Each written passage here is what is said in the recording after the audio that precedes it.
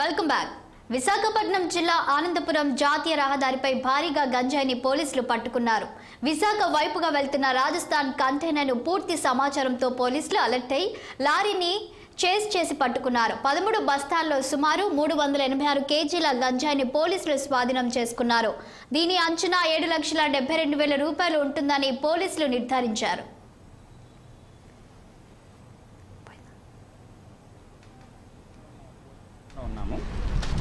ఈరోజు ఉదయము మనకి శ్రీకాకుళం వైపు నుంచి ఒక కంటైనర్ లారీలో డ్రగ్స్ అంటే గాంజా తీసుకొని వస్తున్నారన్న ఇన్ఫర్మేషన్తో అక్కడి నుంచి అలర్ట్ చేయడం జరిగింది.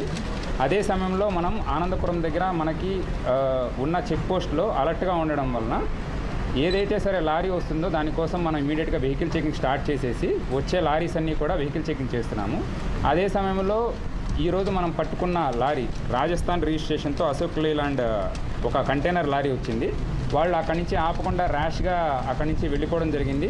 ఆ సమయంలో అక్కడ ఉన్న స్టాఫ్ మరియు ఎస్ఐ గారు ఇమీడియట్గా దాన్ని చేజ్ చేసేసి ఆల్మోస్ట్ ఒక 6-7 కిలోమీటర్స్ దాని వెనకాల పడడం వలన సో దాన్ని ఆపేసేసి అక్కడి నుంచి ఎవరైతే సరే లారీ డ్రైవర్ అండ్ క్లీనర్ ఉన్నారో వాళ్ళు పారిపోవడం జరిగింది. అది జరిగిన తర్వాత మనకి లారీకి స్టార్ట్ అవ్వడం జరగలేదు మరియు దానికి చాలా లాక్స్ వేయడం జరిగింది.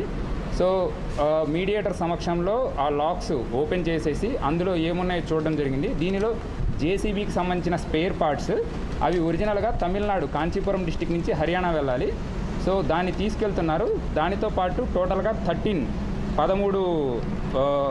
బ్యాగ్స్ ఉన్నాయి. ఆ బ్యాగ్స్ మొత్తంలో 80 గాంజా ప్యాకెట్స్ ఉన్నాయి. దాని టోటల్ వెయిట్ సుమారుగా 386 కేజెస్ 386 కిలోల గాంజా ఏదైతే లారీ మనం పట్టుకున్నామో అందులో మనం పట్టుకోవడం